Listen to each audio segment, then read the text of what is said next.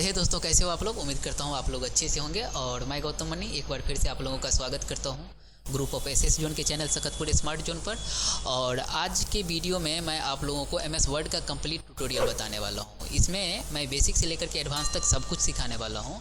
और अगर आपको पहले से एमएस वर्ड आता है तो भी इस वीडियो को थोड़ा ध्यान से देखिए, क्योंकि इस वीडियो में हम बहुत ऐसे जानकारी देने वाले हैं आपको, जो कि अगर आप बेसिक कंप्यूटर कोर्स को छोड़ करके किसी एडवांस लेवल का कंप्यूटर कोर्स सीखने के लिए जाते हैं, जैसे कोडिंग का हो गया, प्रोग्रामिंग का हो गया, या फिर डिजिटल मार्केटिंग का हो गया, तो ऐसे में आपको एमएस वर्ड का जो नॉलेज अच्छे से रहेगा ना, तो बेसिक कोडिंग में आपको बहुत सपोर्ट करेगा। तो डेफिनेटली आपको ये वीडियो बहुत सपोर्ट करने वाला है। ठीक है, तो सबसे पहले हम जान लेते हैं कि एमएस वर्ड का यूज हम कब करते हैं। एमएस वर्ड का यूज एक्चुअली डॉक्यूमेंट को तैयार करने के लिए किया जाता है। अब डॉक्यूमेंट में चाहे आप आर्टिकल लिख रहे हैं, या फिर आप किसी भी तरह का रिकॉर्ड तैयार कर रहे हैं, या फिर आप कोई भी स्टोरी लिख रहे हैं ना, तो वो सब कुछ आप एमएस वर्ड की मदद से बड़े ही आसानी से कंप्लीट कर सकते हैं। और एमएस वर्ड में इतना ही नहीं, कुछ ऐसे एडवांस टूल्स सब भी दिया हुआ है जिसकी मदद से आप स्मार्ट डॉक्यूमेंट भी बना सकते हैं। ये स्मार्ट डॉक्यूमेंट क्या होता है कि मान लीजिए कि आप के पास किसी डॉक्यूमेंट में 1000-2000 पेज है, और उस पेज में आपको किसी पेज पर किसी खास पिक्चर पर आपको कम से कम समय में पहुंचना रहता है, तो वो काम हम बड़े ही आसानी से स्मार्ट डॉक्यूमेंट की मदद से कर लेते हैं, अगर आपके पास स्मार्ट डॉक्यूमेंट है तो स्मार्ट डॉक्यूमेंट कैसे बनाएंगे ये भी हम आगे जानने वाले हैं। दोस्तों, अब हम जान लेते हैं कि एमएस वर्ड को सीखने का सबसे सही तरीका कौन सा होता है, जिसमें हम कम से कम समय में अच्छे से एमएस वर्ड को सीख सकें और उसके टूल्स को हम अच्छे से याद रख सकें। देखिए, एक तरीका तो ये होता है, चाहे एमएस वर्ड ही नहीं, कोई भी सॉफ्टवेयर, कि उसका जितना भी टूल्स दिया हुआ है उस टूल्स का नाम याद रखिए, और साथ साथ उस टूल्स का क्या काम होता है ये याद रखिए। लेकिन ये प्रोसेस जो होता है ना, वो बहुत ही कन्फ्यूजन भरा प्रोसेस होता है। अगर इस प्रोसेस से आप कोई भी सॉफ्टवेयर सीखते हैं तो क्या दिक्कत होगा कि आप कन्फ्यूजन में हमेशा रहोगे कि एक तो बहुत सारे टूल्स का नाम याद नहीं रहेगा, फिर अगर नाम याद है भी तो कन्फ्यूजन रहेगा कि इसका क्या काम था, इसका क्या काम था। क्योंकि एमएस वर्ड हो गया या एमएस ऑफिस में जितने भी सॉफ्टवेयर दिया हुआ है ना, उसमें एक तो आपको जितना सॉफ्टवेयर में जितना टूल्स दिखता है ना, उससे कई ज़्यादा टूल्स जो है वो हिडन किया हुआ रहता है, और उसको आप यहाँ पर फाइल में जा करके ऑप्शन में जा करके इंपोर्ट करके ला सकते हैं और उसके बाद यूज कर सकते हैं। तो ऐसे आप कितने टूल्स को याद रखोगे। तो इसलिए हम आपको सजेस्ट करेंगे कि आप ये पहला तरीका जो है कि पहले आप टूल्स का नाम याद रखिए और उसका क्या काम होता है ये याद रखिए। इसको इग्नोर करके आप हमारा दूसरा तरीका यूज कीजिए। दूसरा तरीका ये है कि आप अपने वर्क को याद रखिए कि आपका वर्क क्या क्या करना है, और उस वर्क को कंप्लीट करने के लिए वो कौन सा टूल्स है जिसको आपको बार बार यूज करना पड़ता है। ठीक है, तो इससे क्या होगा, आपको काम तो याद रहेगा ही, याद नहीं रहेगा तो सामने से काम आ जाता है। अगर आपको ये याद है कि इस काम को कंप्लीट करने के लिए हमें कौन कौन सा टूल्स का ज़रूरत पड़ेगा, तो आप बड़े ही आसानी से ज़्यादा दिन तक उसको याद भी रख सकते हैं और बड़े ही आसानी से उस टूल्स का यूज भी कर सकते हैं। और एमएस वर्ड में अब हम जान लेते हैं कि वो कौन सा वर्क है जो हमें बार बार कंप्लीट करना पड़ता है, या हर एक डॉक्यूमेंट के लिए वो कौन सा वर्क है जो हमें बार बार कंप्लीट करना पड़ता है उस वर्क को। तो उसमें से सबसे पहला वर्क आ जाता है पेज सिलेक्शन। ये पेज सिलेक्शन का जो वर्क होता है ना, वो आप नॉर्मली भी अगर आप कंप्यूटर पर डॉक्यूमेंटेशन नहीं कर रहे हैं, मैनुअली आप पेपर और पेन से कर रहे हैं, तो भी यहाँ ये पेज सिलेक्शन का वर्क जो रहता है वहाँ पर भी आता है। जैसे मान लीजिए कि आप कंप्यूटर नहीं अभी यूज कर रहे हैं, किसी भी चीज़ पर आप आर्टिकल लिखने के लिए जा रहे हैं या फिर कोई स्टोरी लिखने के लिए जा रहे हैं, तो वहाँ पर आप सबसे पहले क्या करोगे, सबसे पहले तो आप यही करोगे ना कि आपका पेज कहाँ पर है, पेज ढूंढोगे। तो पेज ढूंढते समय आप ये डिसाइड करोगे कि हमारा पेज का साइज़ क्या होना चाहिए, हमारा पेज का कलर क्या होना चाहिए, हमारा पेज का मार्जिन क्या होना चाहिए, ओरिएंटेशन क्या होना चाहिए। ये सब कुछ हम जानेंगे आगे क्या होता है page size, page orientation, page margin, page colour, page design, ये सब आप सबसे पहले डिसाइड करोगे। तो यहाँ पर भी वही सेम काम होता है। कंप्यूटर में भी जब आप एमएस वर्ड पर कोई डॉक्यूमेंटेशन करने के लिए जाते हैं तो सबसे पहले आपको पेज सिलेक्शन का वर्क कंप्लीट कर लेना चाहिए। अब ये पेज सिलेक्शन का वर्क आपको कहाँ पर से कैसे कंप्लीट करना है ये हम पहले जान लेते हैं। आपको एमएस वर्ड में आ जाना है, ठीक है, और यहाँ पर आपको सबसे पहले file, home tab, insert tab दिखेगा। इस सब टूल्स को अभी कुछ नहीं करना है। सबसे पहले आपको यहाँ पर लेआउट टैब में आ जाना है। अगर आपका सॉफ्टवेयर पुराना है 2010 से पहले का, अगर आप एमएस वर्ड यूज कर रहे हैं तो वहाँ पर पेज लेआउट आएगा। लेकिन अगर 2010 के बाद वाला जितना भी सॉफ्टवेयर है ना, तो वहाँ पर लेआउट सिर्फ आता है। इस लेआउट पे आपको क्लिक करना है, ठीक है, और इस लेआउट में आप यहाँ पर पेज सेटअप नाम का ग्रुप दिखेगा। यहाँ पर कई सारा टूल्स दिया हुआ है। अभी हम जिस टूल्स का जिक्र किए थे ना, यहाँ पर page size, page orientation, page margin, ये तीनों टूल्स आपको यहाँ पर देखे जाएगा। मिनट, यहाँ पर देखिए पेज मार्जिन है, पेज ओरिएंटेशन है और पेज साइज है। इसमें आपको सबसे पहले पेज साइज को यूज करना है। क्या होता है कि पेज साइज आपका पेज के डायमेंशन के अकॉर्डिंग पेज का कई सारा नाम दिया हुआ है। ये सभी नाम आपको यहाँ पर दिखेगा। इस लिस्ट में देखिए लेटर है, टोबलाइट है, लीगल है, स्टेटमेंट, A4, A3, A5, इस तरह का कई सारा पेज का जो है वो टाइटल दिया हुआ है। और सभी का डॉक्यूमेंट, सभी का डायमेंशन जो होता है वो अलग अलग होता है। तो नॉर्मली हम A4 साइज़ को ज़्यादातर यूज करते हैं। ऐसे भी आप किसी मार्केट में, साइबर कैफ़े में जाइएगा तो वहाँ पर भी आपको A4 साइज़ में ही प्रिंट आउट निकाल करके दिया जाता है। तो नॉर्मली हम A4 साइज़ ही यूज करते हैं। तो ये A4 साइज़ आपको सेलेक्ट कर लेना है। ठीक है, ये हो गया कि आपका पेज का क्या साइज़ होगा वो आपने सेलेक्ट कर लिया। ठीक है, अब इसके बाद आपको पेज का ओरिएंटेशन को यूज करना है। अब पेज ओरिएंटेशन क्या होता है, मान लीजिए ये नोटपैड है हमारा। ठीक है, अब ये नोटपैड को मान लीजिए कुछ देर के लिए एक पेज है और इस पेज को आप ऐसे करके नोट कर रहे हैं, इस तरह से यूज कर रहे हैं और इस तरह से ऐसे लेफ्ट टू राइट डायरेक्शन में इसको लिख रहे हैं। तो यहाँ पर क्या होगा कि इसका हाइट जो है वो अधिक है और विड्थ कम है, लेकिन इसी को, इसका डायमेंशन को हम चेंज नहीं करेंगे, पेज का जो साइज है वही रहेगा, लेकिन इसको हम क्या करेंगे, ऐसे उलट दिए। ठीक है, इस तरह से, और अब हम इस तरह से लिखने लग गए। तो अभी क्या हो गया कि इसका हाइट कम हो गया, विड्थ ज़्यादा हो गया। तो यही ओरिएंटेशन कहलाता है। ठीक है, तो ये हो जाता है आपका पोर्ट्रेट ओरिएंटेशन और ये हो जाता है लैंडस्केप ओरिएंटेशन। दो टाइप का ओरिएंटेशन होता है। पोर्ट्रेट ओरिएंटेशन में हाइट अधिक रहता है, विड्थ कम रहता है, और लैंडस्केप में हाइट कम रहता है, विड्थ ज़्यादा हो जाता है। और हम इस तरह से ऐसे नोट रिकॉर्ड को, हम जो भी हमारा कंटेंट रहता है उसको हम लिखते हैं। ठीक है, तो यही होता है ओरिएंटेशन। और ओरिएंटेशन जो है वो आपको मिल जाएगा यहाँ पर। यहाँ पर देखिए ओरिएंटेशन टूल्स दिख रहा है, इस पर आपको क्लिक करना है और यहाँ पर पोर्ट्रेट है और यहाँ पर लैंडस्केप है। इसमें से आप जो भी यूज करना चाहते हैं यूज कर सकते हैं। जैसे अभी हमारा जो पेज है वो पोर्ट्रेट में है, इसको लैंडस्केप करेंगे तो ये देखिए कुछ इस तरह से कन्वर्ट हो गया, इसका विड्थ ज़्यादा हो गया, हाइट कम हो गया। तो ये होता है, ये भी आपको पहले डिसाइड कर लेना है कि आपका पेज का ओरिएंटेशन क्या होना चाहिए। ठीक है, उसके बाद आता है पेज मार्जिन। ठीक है, मैं इसको पोर्ट्रेट कर लेता हूँ। पेज मार्जिन क्या होता है कि जब कभी भी आप कोई भी पेज यूज करते हैं ना, तो हर एक पेज 5 पार्टों में बटा होता है। जैसे यहाँ पर इसी पेज का हम बात कर रहे हैं तो ये पेज जो है ना वो 5 पार्टों में बटा हुआ है। एक मिनट, मैं आपको यहाँ पर थोड़ा ड्रॉ करके दिखा देता हूँ। ठीक है, ये देखिए, ये जो बीच का जो ब्लू कलर का एरिया है ना, कुछ इस तरह से रहता है। इस पर हम कंटेंट को लिखते हैं और ये साइड से इतना सारा, चारों साइड से थोड़ा सा जगह छूटा हुआ रहता है, ये इसी को हम पेज मार्जिन बोलते हैं।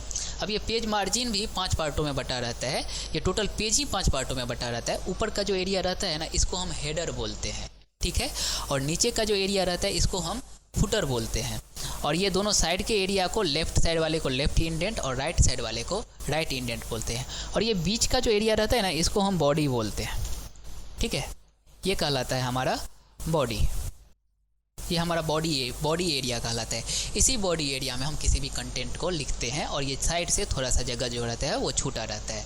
तो पेज मार्जिन में एक्चुअली हमें यही वर्क करना पड़ता है कि हमारे पेज में चारों साइड से कितना जगह छूटा हुआ रहना चाहिए और कितना नहीं रहना चाहिए, इसी चीज़ का हम सेटिंग करते हैं। तो यहाँ पर मैं इसको अभी डिलीट कर देता हूँ और इसमें रेंडमली मैं कुछ टेक्स्ट लिख करके आपको प्रैक्टिकली मैं दिखा देता हूँ। इसको मैं साइज़ को इंक्रीज कर लिया और यहाँ पर रेंड, देखिए यहाँ पर जो पेज कुछ लिखा हुआ है ना, ये यहाँ से देखिए, अभी ये वीडियो से ऊपर, हम यहाँ पर वीडियो के पीछे में कर्सर को लेकर के गए, अभी हम बैक कर रहे हैं ना, तो हमारा कर्सर जो है वो ऊपर की तरफ कभी भी नहीं जाएगा, क्योंकि ये एरिया जो है वो हेडर का एरिया है और ये इतना हमारा छूटा हुआ रहेगा। हम चाहते हैं इस एरिया को कम करें, तो हमें पेज मार्जिन पे क्लिक करना है और यहाँ पर देखिए कई सारा फॉर्मेट दिया हुआ है जिसमें कि थोड़ा कम ज़्यादा करके पेज मार्जिन है। इसमें सबसे छोटा जो है वो नैरो है, तो ये नैरो को मैं सेलेक्ट करता हूँ ना, तो अभी देखिए यहाँ पर इससे पहले इतना साइज़ था, लेकिन अभी ये इतना साइज हो गया, इसका पेज मार्जिन जो है वो कम हो गया। ठीक है, तो ये पेज मार्जिन होता है। अगर अभी आप यहाँ पर चाहते हैं ना कि हम थोड़ा सा भी पेज मार्जिन नहीं रखें, तो आपको कस्टमाइज करना पड़ेगा। इसके लिए आपको कस्टम मार्जिन में आना है और यहाँ से सभी को टॉप, लेफ़्ट, गटर, लेफ़्ट और यहाँ पर बॉटम, राइट, ये सब है ना, सभी को 0 0 कर दीजिए। तो यहाँ पर बिल्कुल भी पेज का मार्जिन नहीं रहेगा, 0 0 हो जाएगा। आपको मैं करके दिखा देता हूँ। सभी को मैं 0 0 कर दिया और ओके पर जैसे अप्लाई करता हूँ तो ये देखिए थोड़ा सा भी जगह, चारों साइड से थोड़ा सा भी जगह नहीं बचा हुआ है। तो ये होता है हमारा पेज मार्जिन। तो ये भी सेटअप हम यहीं पर कर लेते हैं। ठीक है, अब कई बार होता है कि थोड़ा सा के लिए जो कंटेंट जो लिखे वो थोड़ा सा के लिए दूसरा पेज को भी इंगेज कर रहा है, तो उस समय हम पेज मार्जिन को कम करके भी हम टेक्स्ट को जो है वो अरेंज कर लेते हैं एक ही पेज में। ठीक है, तो ये कहलाता है पेज मार्जिन। तो सबसे पहले आपको समझ में आ गया होगा कि आपको पेज का सिलेक्शन करना है, और पेज सिलेक्शन में सबसे पहले आपको ये 3 वर्क को कंप्लीट कर लेना है, और ये हर एक डॉक्यूमेंट में आपको कंप्लीट करना ही है। ठीक है, उसके बाद नेक्स्ट डॉक्यूमेंट जो आता है, नेक्स्ट वर्क जो हमारा है वो है पेज का डिजाइन। अब आपका मर्जी, देखिए अगर आप प्रोफेशनली किसी तरह का वर्क कर रहे हैं तो वहाँ पर पेज कलर करने का ज़रूरत नहीं रहता है। अगर करते भी हैं तो आपको लाइट कलर यूज करना पड़ता है प्रोफेशनली किसी ऑफिशियल वर्क के लिए। लेकिन अगर आप हैं किसी भी तरह का इनविटेशन कार्ड बनाना है या किसी भी तरह का आप आर्टिकल लिख रहे हैं जिसमें आप चाहते हैं कि वहाँ पर ग्राफिक्स डिज़ाइन भी अच्छा से रहे, तो ऐसे कंडीशन में आपको पेज डिज़ाइन को अच्छे से सीख लेना है। तो चलिए हम यहाँ पर पेज डिज़ाइन का भी सीख लेते हैं। पेज डिज़ाइन में एक्चुअली हमें क्या क्या करना पड़ता है ये हम जान लेते हैं। देखिए यहाँ पर पेज डिज़ाइन में आपको सबसे पहले पेज का कलर करना पड़ता है, उसके बाद पेज पर बॉर्डर भी अप्लाई करना पड़ता है। चारों साइड से आपका बॉर्डर कैसा रहेगा वो भी आप यहाँ पर डिज़ाइन कर सकते हैं। उसके बाद आपका रहता है तीसरा पेज का वाटर मार्क। ये 3 चीज़ आपको पेज डिज़ाइन में कंप्लीट कर लेना है। तो चलिए हम ये तीनों चीज़ MS वर्ड में कंप्लीट करके देखते हैं। अब देखिए यहाँ पर आपको पेज डिज़ाइन में आए ना, तो ये पेज डिज़ाइन का जो वर्क है वो आपको कंप्लीट करने के लिए डिज़ाइन टैब में आना है। ठीक है, यहाँ पर लेआउट के बगल में डिज़ाइन है, इस पर क्लिक करना है।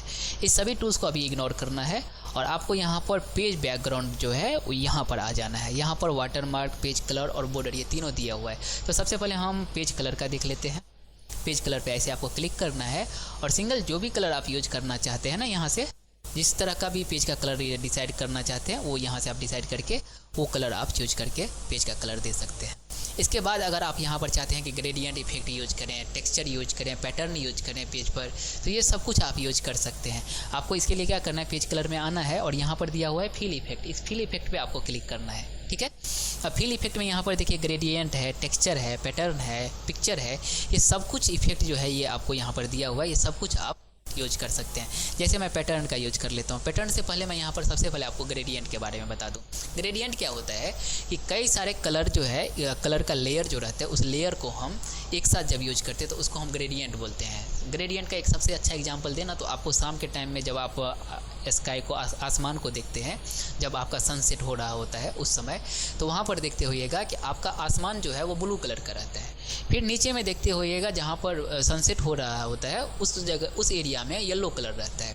फिर उसके जस्ट नीचे रेड थोड़ा सा रहता है। फिर उसके नीचे आपका ब्लैक, थोड़ा ब्लैक धुंधला कलर में दिखाई देगा। फिर आप जब मैदान को देखोगे, ज़मीन को देखोगे तो वहाँ पर ग्रीन दिखाई देता है। तो यहाँ पर 3-4 लेयर का एक इफेक्ट दिखता है ना, तो इसी को हम ग्रेडियंट इफेक्ट बोलते हैं। ठीक है, और भी ग्रेडियंट के बारे में हम अच्छे से जानेंगे शेप के काम में, ये इसी MS वर्ड में ही जानने वाले हैं। लेकिन अभी यहाँ पर कुछ ग्रेडियंट यहाँ पर बाय डिफ़ॉल्ट दिया हुआ रहता है, उस बाय डिफ़ॉल्ट ग्रेडियंट को यूज कर सकते हैं। जैसे यहाँ पर 2 कलर का ग्रेडियंट है, तो इस 2 कलर में आप यहाँ पर क्लिक कीजिए और यहाँ पर दोनों कलर सेलेक्ट कर लीजिए। पहला कलर हमारा येलो है और हम दूसरा कलर रेड सेलेक्ट कर लेते हैं। तो ये कुछ इस तरह का डिज़ाइन जो है आपका बन करके आ जाएगा। जैसे ही इस पर आप क्लिक करते हैं तो ये देखिए आपका पेज का डिज़ाइन जो है, कलर का डिज़ाइन वो कुछ इस तरह से हो गया। ऊपर में येलो है, फिर बीच में रेड है, फिर नीचे में येलो, फिर बीच में रेड। इस तरह से ये ग्रेडियंट बन करके आ जाता है। ऐसे ही और भी कई सारा ग्रेडियंट है, आप एक एक करके प्रैक्टिस कर सकते हैं। यहाँ पर प्रीसेट में जाइएगा ना, तो यहाँ पर प्रीसेट कलर दिया हुआ है, अर्ली सनसेट है, फिर यहाँ पर नाइट फॉल है। नाइट फॉल का यूज करके देख लेते हैं। देखिए ये कुछ इस तरह का इफेक्ट बन करके आ गया। तो ये सब है, इसको आप एक बार बारी बारी से जा करके यूज करके देख लीजिए, इफेक्ट अप्लाई करके देख लीजिए। ठीक है, इसके बाद हम आप बात करते हैं टेक्सचर। अब ये टेक्सचर क्या होता है कि किसी सरफेस का, किसी भी चीज़ का सरफेस रहता है। जैसे आप पहाड़ का सरफेस हो गया, पानी का सरफेस हो गया, ये सब सभी आपको टेक्सचर में आ जाएगा। टेक्सचर इफेक्ट पर आपको क्लिक करना है और यहाँ पर जैसे देखिए हमें अभी पानी का चाहिए, तो मैं यहाँ पर पानी वाला जो है, पानी का सरफेस वो सेलेक्ट करके ओके पर क्लिक करता हूँ। तो ये देखिए पानी का सरफेस जो है हमारे पेज पर अप्लाई हो गया। इसी तरह से हम फिल इफेक्ट में आकर के पैटर्न भी यूज कर सकते हैं, चेक मार्क जिसको बोलते हैं। ये सभी यहाँ पर आपको यहाँ पर दिखाई पड़ेगा। यही पैटर्न होता है। अब इस पैटर्न का अगर आप कलर भी चेंज करना चाहते हैं ना, तो वो भी आप यहाँ से कलर को भी कस्टमाइज कर सकते हैं। यहाँ पर फोरग्राउंड कलर दिया हुआ है, तो यहाँ पर आप हम जैसे रेड ले लिए और बैकग्राउंड में हम येलो ले लिए और ओके पर क्लिक किया, तो हमारा देखिए पैटर्न जो है वो कुछ इस तरह से बन करके आ गया। तो आप इस तरह से पैटर्न को भी यूज कर सकते हैं। उसके बाद नेक्स्ट जो है वो है आपका पिक्चर। इंडिविजुअली किसी एक पिक्चर को आप पर्टिकुलर एक पिक्चर यूज करना चाहते हैं ना, तो वो भी आप यूज कर सकते हैं। जैसे इसके लिए आपको पिक्चर पे क्लिक करना है और यहाँ से सेलेक्ट पिक्चर पे क्लिक करना है। फिर यहाँ पर ऑनलाइन का ऑप्शन आएगा, लेकिन अभी इंटरनेट नहीं है तो आपको वर्क, अगर आप अपने डिवाइस में कहीं पर पिक्चर सेव करके रखे हुए हैं ना, तो आपको वर्क ऑफलाइन पे क्लिक करना है और उसके बाद आपका ऑप्शन आ जाएगा। तो यहाँ से आप कोई भी पिक्चर यूज कर सकते हैं। जैसे मैं यहाँ पर ये पिक्चर यूज कर लेता हूँ, ओके पर अप्लाई करता हूँ। ये देखिए हमारा पिक्चर जो है वो हमारे पेज पर अप्लाई हो चुका है। तो ये सब वर्क रहता है, ठीक है। तो ये सभी काम आपको पेज कलर में कंप्लीट कर लेना है। आपका मर्जी, आपको किस तरह का डिज़ाइन चाहिए उस तरह से आप डिसाइड करके यूज कर लेंगे। उसके बाद नेक्स्ट जो है, अभी मैं नेक्स्ट बताऊँ इससे पहले मैं इसको वाइट कर लेता हूँ, ये येलो कर लेता हूँ। और अभी नेक्स्ट मैं आपको बताने वाला हूँ पेज का बॉर्डर। अब देखिए ये पेज बॉर्डर क्या होता है, जस्ट एक मिनट। हाँ, ये पेज बॉर्डर क्या होता है, इस पेज बॉर्डर पे आपको इस पेज पर अगर आपको बॉर्डर अप्लाई करना है ना, तो ये सभी वर्क आप पेज बॉर्डर टूल से कर सकते हैं। इस पर आपको क्लिक करना है और यहाँ पर अभी नन है, क्योंकि यहाँ पर एक भी बॉर्डर नहीं है, इसलिए यहाँ पर आपको नन दिख रहा है। यहाँ पर बॉक्स, शैडो, ये 3D, इस तरह से आप कोई भी यूज कर लीजिए। और उसके बाद यहाँ पर बॉर्डर का स्टाइल आपको दिखेगा। इस स्टाइल में जा करके जो भी स्टाइल आप यूज करना चाहते हैं बॉर्डर का, वो बॉर्डर का स्टाइल आप यूज कर सकते हैं। अभी तो मैं यहाँ पर लाइन का ही स्टाइल यूज करके ओके पर क्लिक करता हूँ, तो यहाँ पर देखिए ये लाइन का जो है वो बॉर्डर अप्लाई होकर के आ गया। अभी इस लाइन के विड्थ को कम ज़्यादा करना चाहते हैं तो ये काम भी आपको यहीं से करना है। यहाँ से आपको विड्थ दिखेगा, इस विड्थ को आप इंक्रीज और डिक्रीज कर सकते हैं अपने वर्ड के अकॉर्डिंग। इसके बाद जो आता है वो आता है ये कि अगर हम ये चाहें कि यहाँ पर लेफ़्ट और राइट से बॉर्डर हट जाए, सिर्फ अप और डाउन में बॉर्डर रहे, तो ये काम भी आप कर सकते हैं। यहाँ से आपको इस साइड में आना है यहाँ पर, और यहाँ पर जिस साइड में आपको नहीं रखना है बॉर्डर को उस पर आपको डबल क्लिक करना है, हट जाएगा। इस पर भी डबल क्लिक किए, यहाँ से भी हट गया और ओके पर अप्लाई कर दीजिए। तो देखिए ये ऊपर में और नीचे में बॉर्डर है, लेकिन दोनों साइड से जो है वो बॉर्डर जा चुका है, ठीक है। तो ये सब काम होता है, ये सब काम आप कर सकते हैं बॉर्डर में जा कर के। अब बॉर्डर में और भी बहुत कुछ इफेक्ट रहता है कि जैसे चाहे आप बॉर्डर का स्टाइल चेंज करना चाहते हैं तो यहाँ पर कई सारा स्टाइल आपको दिख जाएगा। ये स्टाइल आप यूज कर सकते हैं। जैसे हम यहाँ पर अभी ये स्टाइल यूज कर लिए और यहाँ पर इसका विड्थ इतना, इसका विड्थ को भी कम ज़्यादा कर सकते हैं, हम यूज कर लेते हैं यहाँ पर, ठीक है। और ओके पर क्लिक कर देते हैं। तो ये देखिए चारों साइड से इसका जो है वो बॉर्डर बन करके आ गया। तो अलग अलग डिज़ाइन में भी आप यहाँ से बॉर्डर को यूज कर सकते हैं। इसके बाद एक और बॉर्डर का टाइप होता है। मान लीजिए आप लाइन नहीं यूज करना चाहते हैं, यहाँ पर आप कोई भी वर्ड फ्लावर का बॉर्डर बनाना चाहते हैं, तो फ्लावर का भी बॉर्डर आप लगा सकते हैं। पेज बॉर्डर में आना है और यहाँ पर आपको आर्ट दिखेगा, इस आर्ट पे आपको क्लिक करना है और यहाँ पर कई सारा बॉर्डर आपको दिख जाएगा, ठीक है। अब जो भी बॉर्डर आप यूज करना चाहते हैं, यहाँ पर आर्ट है बहुत सारा, वो आर्ट में मैं जैसे इस फ्लावर को ले लेता हूँ, ये फ्लावर ले लेता हूँ, ठीक है। और ओके पर क्लिक कर देता हूँ। तो देखिए यहाँ पर फ्लावर का जो है वो बॉर्डर बन करके आ गया और इस तरह से ये वर्क कर जाता है। इसी तरह से और भी हम कई सारा बॉर्डर बनाने का तरीका है, खुद से भी हम बॉर्डर शेप की मदद से बना सकते हैं, वो हम आगे जानेंगे। लेकिन अभी बेसिक में आपको इतना जानकारी रखना है कि ये 3 के मदद से आप ये इस टूल्स के मदद से आप बॉर्डर को अप्लाई कर सकते हैं। पेज कलर के मदद से पेज का कलर चेंज कर सकते हैं। उसके बाद आता है पेज का वाटर मार्क। अगर आप इस पर कोई वाटर मार्क यूज करना चाहते हैं ना, यहाँ पर वाटर मार्क देखिए, जब मैं यहाँ पर कॉन्फिडेंशियल या डू नॉट कॉपी यूज करता हूँ तो यहाँ पर देखिए इस पेज पर ये डू नॉट कॉपी लिखा हुआ बाय डिफ़ॉल्ट इस पेज में लिखा हुआ आ जाता है, इस तरह का वाटर मार्क।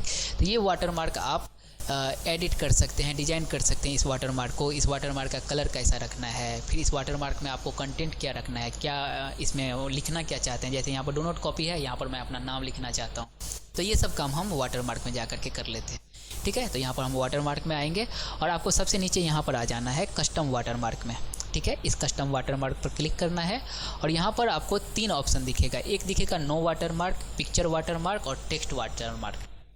अगर आप वाटर मार्क में किसी पिक्चर को यूज करना चाहते हैं तो आप पिक्चर वाटर मार्क भी यूज कर सकते हैं, और टेक्स्ट यूज करना चाहते हैं तो टेक्स्ट वाटर मार्क को आपको ऑप्शन को यूज कर लेना है। और अगर आप चाहते हैं कि कोई भी वाटर मार्क नहीं रहे तो नो वाटर मार्क पर क्लिक करके ओके पर क्लिक कर दीजिएगा तो भी हट जाएगा, या फिर यहाँ से रिमूव वाटर मार्क है तो इस पर भी क्लिक कर दिए तो भी जो भी वाटर मार्क यहाँ पर रहेगा वो हट जाएगा, ठीक है। तो अभी हम यहाँ पर कस्टम वाटर मार्क में जा करके सबसे पहले हम टेक्स्ट वाटर मार्क का यूज कर लेते हैं। यहाँ पर जा करके हम अपना नाम लिख दिए गौतम मनी, और यहाँ पर साइज ऑटो ही रहने दीजिएगा, यानी तो आपका मर्जी, अगर आप कम ज़्यादा करना चाहते हैं तो कर सकते हैं, लेकिन ऑटो ही रहने दीजिएगा बाय डिफ़ॉल्ट, ठीक है। फिर यहाँ से अगर हम कलर को चेंज करना चाहते हैं तो हम कलर चेंज कर सकते हैं। यहाँ पर जैसे हम अप्लाई करेंगे ना तो देखिए यहाँ पर गौतम मनी लिखा हुआ आ गया। अब हम ये रेड कलर में चाहते हैं तो यहाँ पर जा करके हम रेड कलर सेलेक्ट कर लेंगे और अप्लाई पर क्लिक करके देखेंगे, ये देखिए ये लिखा हुआ आ गया रेड कलर में। अब हम चाहते हैं ये थोड़ा लाइट दिखे, मतलब ये थोड़ा इसमें जो है ना डीपनेस, थोड़ा डीप जो है वो थोड़ा इसका टेक्स्ट जो है वो थोड़ा और डीप हो जाए तो रेड में ही। तो यहाँ पर सेमी ट्रांसपेरेंट दिया हुआ है, इस सेमी ट्रांसपेरेंट पर मार्क किया हुआ है। तो इसको अनमार्क करके अप्लाई कीजिएगा ना तो ये देखिए इसका लाइट जो है ना वो थोड़ा इंक्रीज कर जाता है, थोड़ा जो है ना इसमें शाइनिंग बढ़ जाता है, ठीक है। लेकिन आप सेमी ट्रांसपेरेंट ही यूज़ कीजिएगा। इससे क्या होता है कि आपका वाटर मार्क जो है वो थोड़ा ज़्यादा प्रोफेशनली दिखने में लगता है। खास करके उस समय जब आप कोई प्रोफेशनली किसी भी तरह का डॉक्यूमेंट तैयार कर रहे हैं ना तो उस समय आपको लाइट ही रखना है और सेमी ट्रांसपेरेंट यूज करना है, ठीक है। इसी तरह से अब हम पिक्चर का भी यूज करके देख लेते हैं। और हाँ, यहाँ पर टेक्स्ट में एक चीज़ छूट गया, डायगोनल और हॉरिजेंटल। अगर ये डायगोनल कॉर्नर इस कॉर्नर से उस कॉर्नर की तरफ जा रहा है, इसके डायरेक्शन को चेंज करके लेफ्ट टू राइट स्ट्रेट में आप करना चाहते हैं तो यहाँ पर हॉरिजेंटल पर क्लिक करके अप्लाई कर दीजिए तो ये हॉरिजेंटल हो जाएगा, ठीक है। उसके बाद यहाँ पर पिक्चर वाटरमार्क पे आ जाना है। अगर आप पिक्चर को अप्लाई करना चाहते हैं तो जैसे ही आप पिक्चर में आइएगा तो यहाँ पर सिलेक्ट पिक्चर करने का ऑप्शन आएगा, इस पर क्लिक करके फिर से वर्क ऑफलाइन पे जाना है और यहाँ पर जा करके आप कोई भी पिक्चर का जो है वो वाटरमार्क यूज कर सकते हैं, ठीक है। सेलेक्ट कर लिए और यहाँ पर अप्लाई पर क्लिक कीजिए तो ये देखिए यहाँ पर पिक्चर वाटरमार्क बन करके आ गया। अब इसके साइज़ को भी आप अपने वर्क के अकॉर्डिंग कम ज़्यादा कर सकते हैं। यहाँ पर वॉश आउट दिया हुआ है, वॉश आउट का काम सेम होता है, जो हम यहाँ पर सेमी ट्रांसपेरेंट का यूज़ किए थे ना वही काम यहाँ पर हमें वॉश आउट में भी करना पड़ता है। तो यहाँ पर हम वॉश आउट को अगर अनटिक कर देते हैं तो इसमें क्या होगा, शाइनिंग थोड़ा बढ़ जाएगा। फिर वॉश आउट पर टिक कर दिए तो शाइनिंग थोड़ा ब्लर हो जाएगा, धुंधला हो जाएगा, ठीक है। अब अगर हमें हटाना है वाटरमार्क को तो यहाँ पर नो वाटरमार्क कर दिए, ओके पर क्लिक किए तो वाटरमार्क हट गया। तो ये तीनों चीज़ आपको यहाँ पर से डिसाइड कर लेना है, ठीक है। तो ये पेज का जो था दूसरा काम, पेज का डिज़ाइन करना, ये तीनों काम जो है इस तरह से आपको कंप्लीट कर लेना है, ठीक है। तो MS वर्ड में ये दो काम जो था वो कहाँ से जाके करना है, सबसे पहले पेज लेआउट में जा करके आपको पेज का सेटअप कर लेना है, पेज का सिलेक्शन कर लेना है। उसके बाद आपको डिज़ाइन टैब में जा करके पेज का डिज़ाइन को कंप्लीट कर लेना है। इसके बाद आता है, मैं यहाँ से इस बॉर्डर को बॉर्डर को मैं यहाँ से आर्ट को नन कर देता हूँ और लाइनिंग ही रखता हूँ, ठीक है।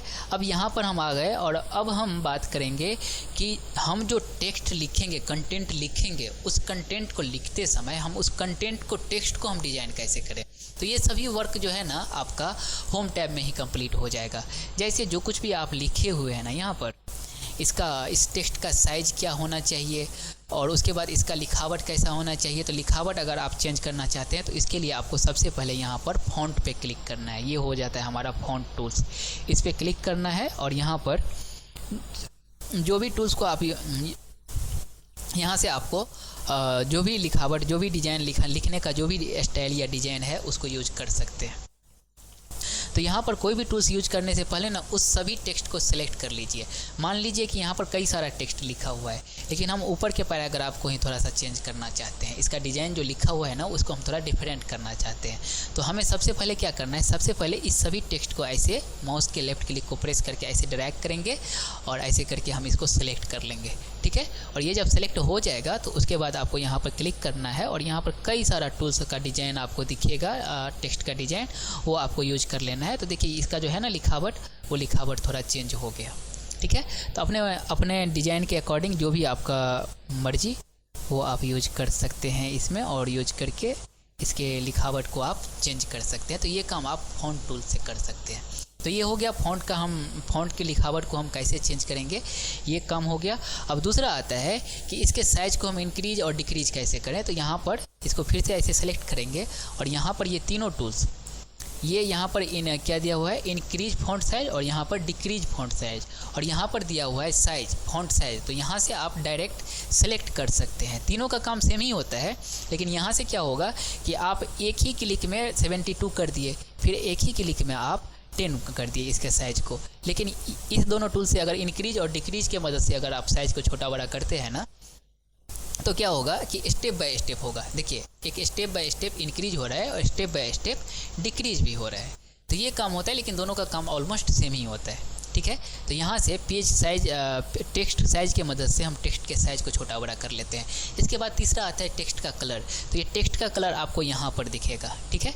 अब यहाँ पर क्लिक कीजिए और यहाँ पर क्लिक करने के बाद इस टेक्स्ट के कलर को, जो भी कलर आपको यूज करना है वो टेक्स्ट कलर आप यहाँ से यूज कर सकते हैं। देखिए यहाँ पर जहाँ पर कलर का बात करें ना, तो MS वर्ड में 3 तरह का कलर होता है टेक्स्ट को डिजाइन करते समय और पेज को डिजाइन करते समय, जिसमें एक कलर के बारे में तो आप जान चुके हैं कि अगर हमें पेज का कलर करना रहता है तो हम डिजाइन टैब में जा करके पेज का कलर कर लेते हैं। लेकिन ये जो टेक्स्ट लिखा हुआ है ना, यहाँ पर भी 3 तरह का आपको कलर करने का ऑप्शन मिलता है। पहला तो ये रहता है कि लिखा हुआ जो टेक्स्ट है उसको आप कलर कर दिए। दूसरा ये रहता है कि आपको टेक्स्ट को कलर नहीं करना है, लेकिन जहाँ पर टेक्स्ट लिखा हुआ है ना उस जगह को आपको कलर करना रहता है, तो इसको हम हाईलाइट बोलते हैं। तो यहाँ पर टेक्स्ट हाईलाइट कलर जो रहता है, इसके मदद से हम उस जगह को हम कलर कर देते हैं। जैसे देखिए यहाँ पर हम ये पिंक कलर ले लिए और अभी क्या हो गया, अभी हमारा टेक्स्ट जो था रेड, वो रेड ही है, उस पर कोई इफेक्ट नहीं पड़ा। यहाँ पर जहाँ पर टेक्स्ट लिखा हुआ है ना उस जगह को ये कलर किया है। तो ये काम होता है हम टेक्स्ट कलर टूल्स जो है उसका, टेक्स्ट हाईलाइट कलर टूल्स, इसके मदद से हम ये काम कर लेते हैं। तो 2 काम हो गया, पहला कि टेक्स्ट को कलर करना, और दूसरा हो जाता है कि टेक्स्ट पर जिस जगह पर टेक्स्ट लिखा हुआ है ना उस जगह को हम कलर कर लेते हैं। और तीसरा होता है कि जहाँ पर टेक्स्ट लिखा हुआ है ना उस टेक्स्ट के उस पूरा का पूरा पैराग्राफ को ही हम कलर कर लेते हैं। तो ये काम हम करते हैं शेडिंग टूल्स से। यहाँ पर आपको शेडिंग टूल्स दिखेगा, तो जैसे जिस पैराग्राफ पर आपका कर्सर रहेगा ये उस पैराग्राफ को ये कलर कर देता है। यहाँ पर क्लिक कीजिएगा और यहाँ से जा कर के सेलेक्ट कीजिएगा ना, तो ये देखिए उस पैराग्राफ को ही ये कलर कर दिया, ठीक है। फिर यहाँ से ये इस पैराग्राफ को क्लिक कर दिया, जिस पैराग्राफ पर आपका कर्सर रहेगा उस पूरे पैराग्राफ को ये कलर कर देता है, ठीक है। तो ये 3 काम होता है, जिसमें हो गया आपका टेक्स्ट का कलर, टेक्स्ट हाईलाइट कलर और तीसरा हो जाता है शेडिंग कलर, ठीक है। इस तीनों का अलग अलग काम होता है। तो इस तरह से आप याद रखिएगा, टेक्स्ट को कलर करने के लिए टेक्स्ट कलर, और जहाँ पर अक्षर लिखा हुआ है उस जगह को कलर करने के लिए टेक्स्ट हाईलाइट कलर, और अगर पूरे पैराग्राफ को आपको कलर करना है तो वहाँ पर शेडिंग कलर का यूज कर लेते हैं, ठीक है। तो ये हो गया कलर का काम।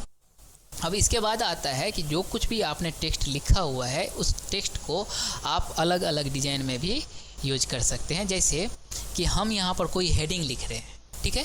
अब हेडिंग यहाँ पर इंटर प्रेस कर दिए और इस वीडियो के साइज को हम थोड़ा इंक्रीज कर दिए, हेडिंग है तो, और इसको हमें बोल्ड करना रहता है, गाढ़ा थोड़ा करना रहता है, तो हम इस बोल्ड टूल्स को यूज करके गाढ़ा कर लेंगे। फिर इटैलिक करना रहता है, यानी कि इटैलिक मतलब होता है टेढ़ा, तो टेढ़ा करने के लिए हम इटैलिक का यूज करेंगे तो ये टेढ़ा हो जाएगा। फिर नीचे से अगर हमको लाइनिंग भी चाहिए तो हम अंडरलाइन पर क्लिक करके भी हम अंडरलाइन कर लेते हैं। उसके बाद यहाँ पर अंडरलाइन का भी कई तरह डिजाइन दिया हुआ है। यहाँ पर आप यहाँ पर ये जो एरो नीचे की तरफ दिया हुआ है ना, इस पर क्लिक करके आप कई सारा डिजाइन जो है वो यूज कर सकते हैं, ठीक है। फिर यहाँ पर अंडरलाइन का कलर भी है, कलर को भी अगर आप डिफरेंट कलर यूज करना चाहते हैं तो वो कलर आप यहाँ पर यूज कर सकते हैं, ठीक है। तो ये सब काम रहता है यहाँ पर, इस तीनों टूल्स की मदद से ये सभी काम आप कर सकते हैं। अब अगला जो आता है वो आता है ये कि ये हमने जितना भी टूल्स इस टेक्स्ट पर अप्लाई किया है वो सभी टूल्स को एक ही साथ हटाना है, पहले के जैसा बनाना है, बाय डिफ़ॉल्ट जैसा वीडियो लिखा हुआ था वैसा बनाना है। तो इसके लिए आपको क्लियर ऑल फॉर्मेटिंग टूल्स का यूज करना है, ठीक है। इस टूल्स का काम होता है कि जितने भी टूल्स इस पर अप्लाई किया हुआ है ना उस सभी टूल्स को ये एक ही बार में डिलीट कर देगा, ठीक है। तो जैसे ही इसको सिलेक्ट करके इस पर हम क्लिक करेंगे ना, तो ये कि देखिए पहले के जैसा ये बन गया, जैसे पहले बाय डिफ़ॉल्ट में जैसे पहले वीडियो लिखा हुआ था वैसा हो गया, ठीक है।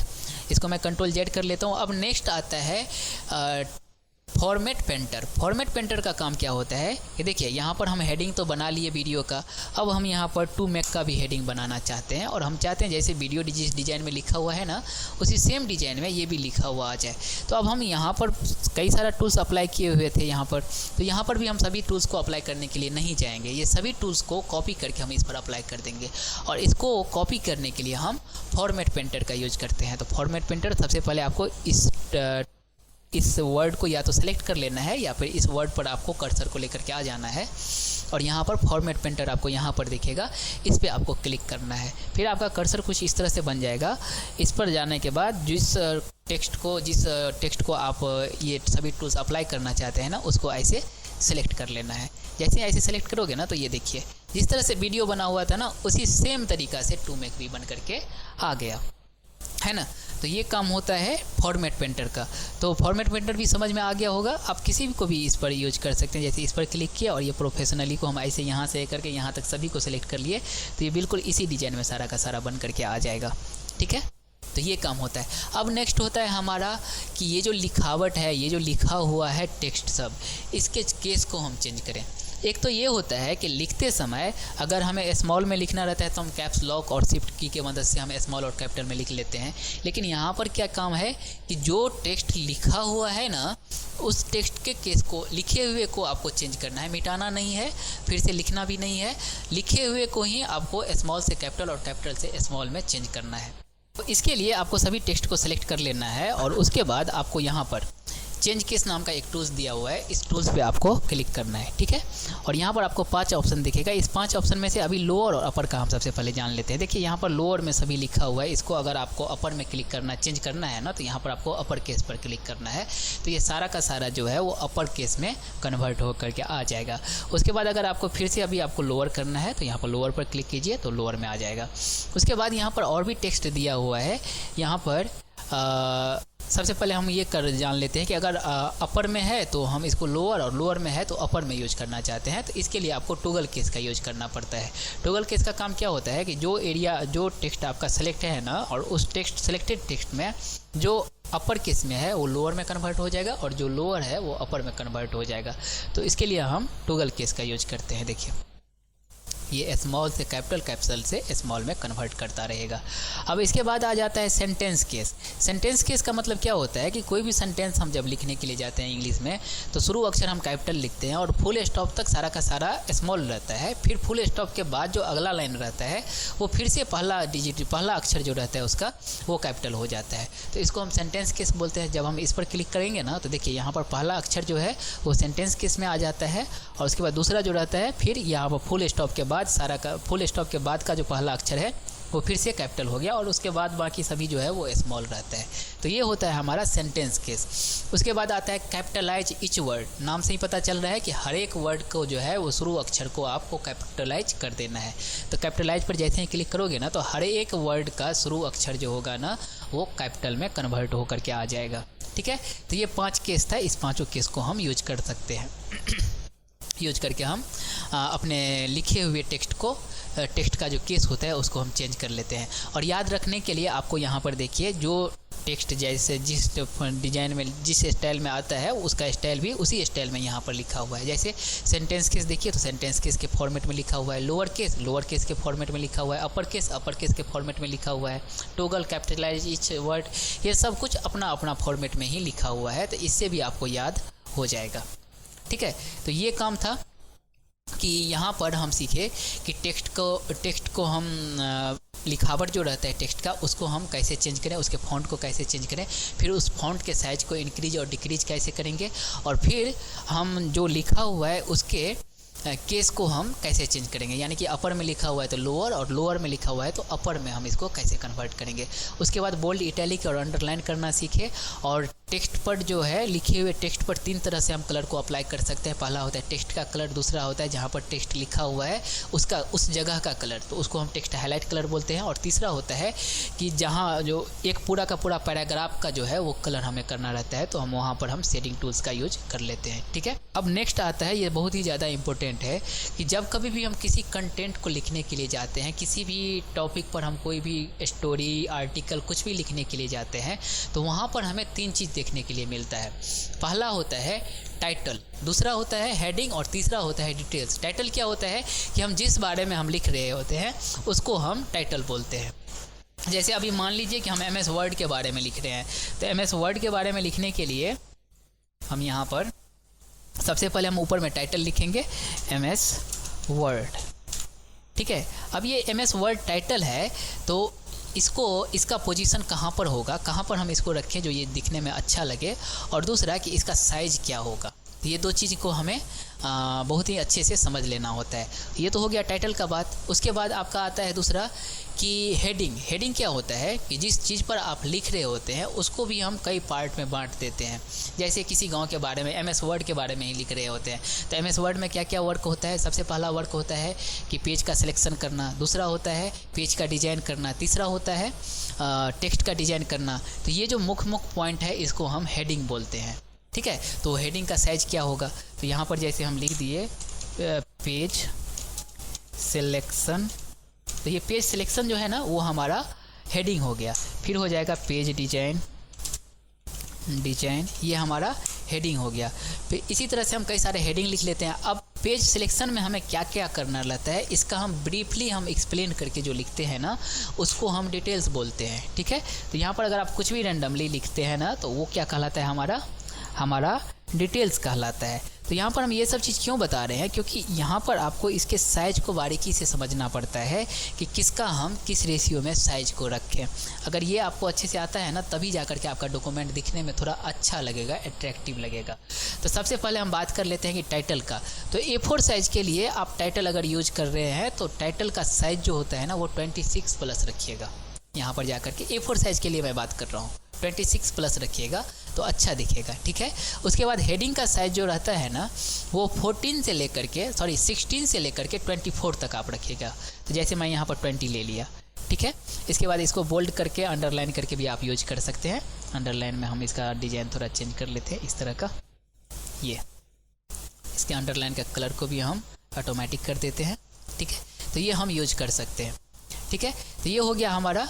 तो यहाँ पर हम बता रहे थे कि हेडिंग का जो साइज होता है वो 14 से लेकर के 26 के बीच में, 14 से लेकर के 26 के बीच में ही आप रखिएगा, ठीक है। उसके बाद आता है डिटेल्स। तो डिटेल्स का साइज आप कम से कम ज़्यादा से ज़्यादा आप 14 ही रखिए। 14 से नीचे आपको जितना रखना है रखिए, 14 से अधिक आप नहीं यूज कीजिएगा, ठीक है। तो यहाँ पर 11 है, सही है। 11 से कम भी कर सकते हैं और 14 से अधिक आपको नहीं करना है, ठीक है।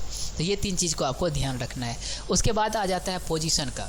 हम चाहते हैं ना कि यहाँ पर ये MS वर्ड टाइटल है तो ये सेंटर में हो, ठीक है।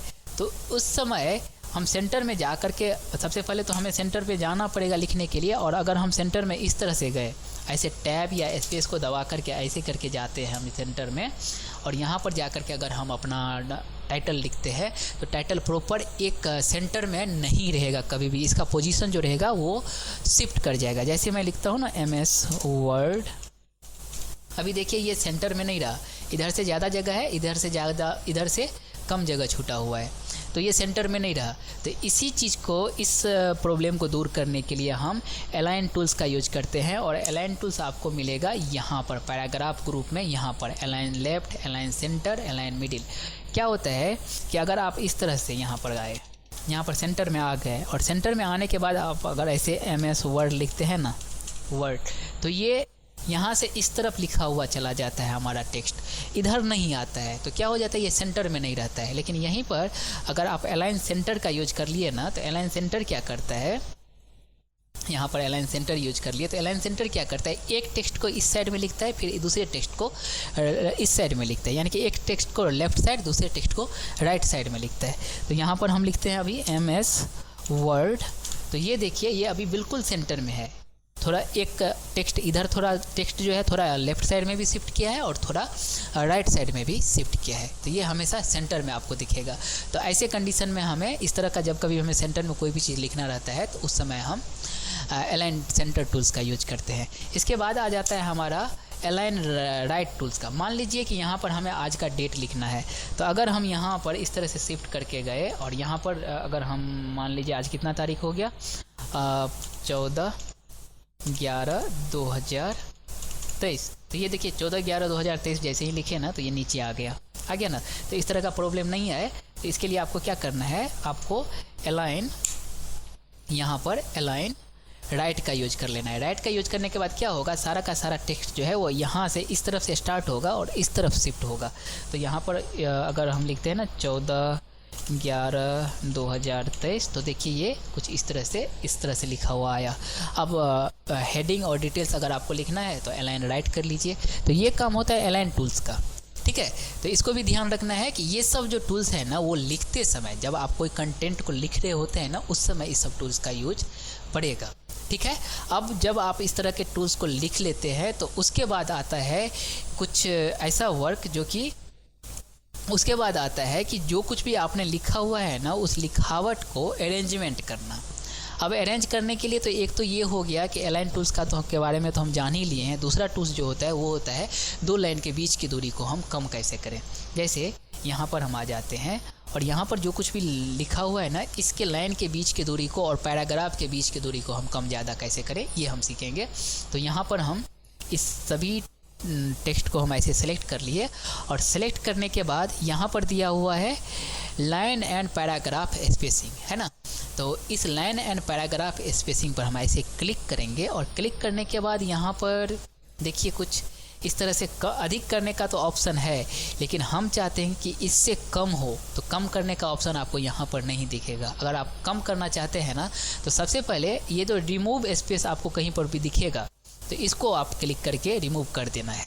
इससे अगर थोड़ा बहुत कम हुआ तो हुआ, अगर इससे भी ज़्यादा कम करना है तो आपको यहाँ पर क्लिक करके लाइन स्पेसिंग ऑप्शन है इस पर आपको क्लिक करना है और यहाँ पर क्लिक करने के बाद यहाँ पर जनरल इंडेंटेशन इस दोनों को छोड़ करके यहाँ पर स्पेसिंग में आना है और स्पेसिंग में लाइन स्पेसिंग में जा करके यहाँ पर आपको मल्टीपल सेलेक्ट कर लेना है, ठीक है। और मल्टीपल सेलेक्ट करने के बाद जो भी साइज़ आपको रखना है दो लाइन के बीच में कितना गैप रखना चाहते हैं कितने पीटी का वो पीटी आपको यहाँ पर लिख देना है। तो यहाँ पर याद रखिएगा कि मिनिमम आप 0.7 रखिएगा। 0.7 से अगर कम रखते हैं ना तो क्या करेगा वो एक दूसरे पर इंटरसेक्ट कर जाता है, एक लाइन जो रहता है वो दूसरे लाइन में इंटरसेक्ट करने लग जाता है। तो यहाँ पर 0.7 ही रखिएगा मिनिमम, ठीक है। और जैसे ही इंटर अब हम प्रेस करेंगे ना तो ये देखिए ये बहुत ही नज़दीक क्लोज हो चुका है। मैक्सिमम क्लोजनेस जितना होना चाहिए उतना क्लोज ये हो चुका है। अगर इससे ज़्यादा आप और क्लोज करेंगे तो ये क्या करेगा एक दूसरे में इंटरसेक्ट हो जाएगा, ठीक है। तो इसके लिए क्या करना है आपको याद रखिएगा, इस सभी टूल्स को सेलेक्ट करने के इस सभी टेक्स्ट को सेलेक्ट करने के बाद आपको इस लाइन स्पेसिंग और पैराग्राफ टूल्स पर क्लिक करना है और क्लिक करने के बाद लाइन स्पेसिंग का जो ऑप्शन है इस पर आपको क्लिक करना है और यहाँ पर क्लिक करने के बाद यहाँ पर दिया हुआ है स्पेसिंग, इस स्पेसिंग में आकर के यहाँ पर 0.7 है ना, ये मल्टीपल तो यहाँ पर लाइन स्पेसिंग में सेलेक्ट करना ही है और यहाँ पर 0.7 मिनिमम याद रखना है। अगर यहाँ पर 0.2 सेलेक्ट कर लिए 0.4 ही सेलेक्ट कर लेते हैं और ओके पर क्लिक करके देखिए क्या हो गया, ये एक दूसरे में इंटरसेक्ट हो गया। हमारा लिखावट भी क्लियर नहीं हो रहा है कि यहाँ पर कौन सा टेक्स्ट लिखा हुआ है। तो याद रखिएगा इसको 0.7 ही आपको मिनिमम लेना है, ठीक है। तो समझ में आ गया होगा कि दो लाइन के बीच की दूरी को हम कैसे कम करते हैं। तो इसी तरह से आपको भी याद भी रखना है, ऐसे नहीं याद रखना है कि किस टूल्स का क्या काम, वर्क याद रखिए कि भाई चलो हमें टेक्स्ट के साइज़ को इंक्रीज और डिक्रीज कैसे करें। तो टेक्स्ट के साइज़ को इंक्रीज और डिक्रीज करने के लिए इंक्रीज और डिक्रीज टूल्स का यूज करेंगे। इसके कलर को कैसे चेंज करें तो उसके लिए हम टेक्स्ट कलर का यूज करेंगे। हम पूरा पैराग्राफ को कैसे कलर करें तो उसके लिए हम शेडिंग टूल्स का यूज करेंगे। हम टेक्स्ट के का जो जहाँ पर कोई टेक्स्ट लिखा हुआ है उस जगह को हम कैसे कलर करें तो उसके लिए हम टेक्स्ट हाईलाइट कलर का यूज करेंगे, है ना। बोल्ड कैसे करें, इटैलिक कैसे करें, दो लाइन के बीच की दूरी को हम कैसे कम ज़्यादा करें। तो इस तरह से काम को याद रखिए और उस काम को कंप्लीट करने के लिए कौन सा टूल्स का ज़रूरत पड़ा है उसको याद रखिए, तो अच्छे से ज़्यादा दिन तक आपको याद रहेगा, ठीक है। तो ये काम हो गया हमारा टेक्स्ट डिजाइन का। अब MS वर्ड के होम टैब में एक बहुत ही इंपॉर्टेंट टूल्स है उसके बारे में हम थोड़ा जान लेते हैं। उसके बाद MS वर्ड का जो होम टैब है ना वो सारा का सारा कंप्लीट हो जाएगा। यहाँ पर देखिए, यहाँ पर अगर हम कोई कंटेंट लिख रहे हैं और कंटेंट में लिखते समय हमें किसी लिस्ट को तैयार करना रहता है, तो जैसे कि कुछ दोस्त का लिस्ट लिखना है या कुछ गाँव का लिस्ट लिखना है तो उस समय हम लिस्ट टूल्स का यूज कर लेते हैं। तो यहाँ पर लिस्ट भी जो होता है ना वो दो टाइप का होता है। एक लिस्ट होता है ऑर्डर लिस्ट और दूसरा होता है अनऑर्डर लिस्ट। ऑर्डर लिस्ट और अनऑर्डर लिस्ट किसको बोलते हैं वो हम पहले जान लेते हैं। देखिए यहाँ पर हम क्या बोलते हैं 10 लोगों का नाम लिखते हैं। तो यहाँ पर 10 लोगों का नाम हम लिखना चाहते हैं 1 2 3 में। पहला जो आदमी रहेगा वहाँ पर हम एक ऐसे करके 1 लिख करके यहाँ पर लिखेंगे राम, ठीक है। फिर 2 लिखेंगे और 2 लिख करके यहाँ पर लिखेंगे श्याम, तो इस तरह से हमें नहीं लिखना है, यहाँ पर लिस्ट बनाने का ज़रूरत नहीं है। यहाँ पर हम लिस्ट टूल्स का यूज करेंगे। यहाँ पर दिया हुआ है लिस्ट टूल्स, इसमें दो टाइप का टूल्स दिया हुआ है, एक बुलेट और एक नंबरिंग। तो यहाँ पर हम नंबरिंग का यूज करेंगे और यहाँ पर 1 2 3 ABCD सब कुछ दिया हुआ है। तो यहाँ पर हम 1 2 3 को सिलेक्ट कर लेंगे, ठीक है। तो यहाँ पर देखिए बाय डिफ़ॉल्ट आपका 1 लिखा हुआ आ जाएगा। उसके बाद आप यहाँ पर राम लिखिए और इंटर प्रेस कीजिए। देखिए नीचे में बाय डिफ़ॉल्ट खुद ब खुद ही ये ऑटोमेटिक 2 लिखा हुआ आ जाएगा। फिर यहाँ पर हम लिख दिए श्याम, फिर इंटर किए रोहन, फिर इंटर किए शंकर। तो ये जो है ना, ये 1 2 3 4 5 इस तरह से जो इसका सीरियल बढ़ते हुए जा रहा है ना, इसको हम ऑर्डर लिस्ट बोलते हैं, ठीक है। लेकिन यहीं पर अगर स्टार या एरो कर का यूज हम किए होते तो वहाँ पर क्या होता है कि सब में स्टार या सब में एरो ही रहता, तो वो कहलाता है अनऑर्डर लिस्ट। तो इसी को हम अनऑर्डर लिस्ट में भी हम सेलेक्ट कर सकते हैं। तो अनऑर्डर लिस्ट तैयार करने के लिए आपको बुलेट टूल्स का यूज करना रहता है। तो यहाँ पर आपको बुलेट टूल्स मिलेगा, इस पर जब आप क्लिक करोगे ना तो यहाँ पर कई सारा बुलेट आपको मिल जाएगा। इस बुलेट टूल्स को आप इस तरह से यूज कर सकते हैं। तो ये होता है ऑर्डर और अनऑर्डर लिस्ट। यहाँ पर फिर से ऑर्डर अनऑर्डर में हम लिख देते हैं यहाँ पर सकतपुर, फिर लिख देते हैं लगमा, फिर लिख देते हैं उजान, दरभंगा,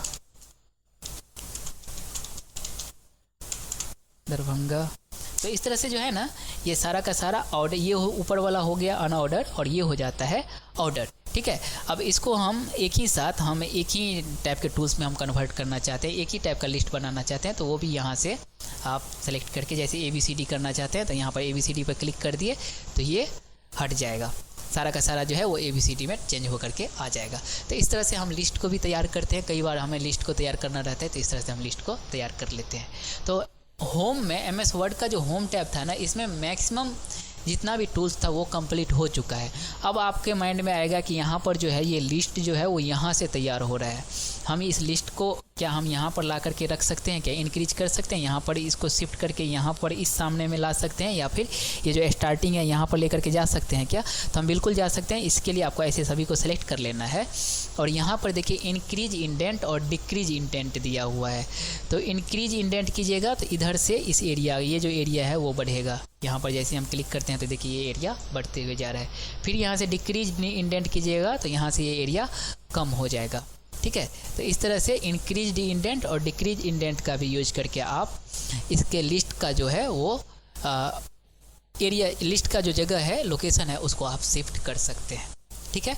अब यहाँ पर एक सॉर्टिंग भी दिया हुआ है, अल्फ़ाबेटिकली आप सॉर्ट करना चाहते हैं कि जिसका नाम A से स्टार्ट है वो सबसे ऊपर रहेगा और जो Z के नज़दीक है वो सबसे नीचे जाएगा। तो यहाँ पर आप क्लिक करके पैराग्राफ में टेक्स्ट में जाकर के असेंडिंग और डिसेंडिंग, असेंडिंग यूज कीजिएगा तो ए वाला ऊपर रहेगा और जेड वाला नीचे जाएगा, लेकिन डिसेंडिंग यूज कीजिएगा तो जेड वाला ऊपर चला जाएगा, ए वाला नीचे आ जाएगा। तो यहाँ पर असेंडिंग हम यूज कर लेते हैं और ओके पर क्लिक करते हैं तो देखिए डी वाला जो है दरभंगा वो ऊपर चला गया और यहाँ पर उजान यू जो है वो सबसे नीचे चला गया। तो ये सब काम होता है, ठीक है।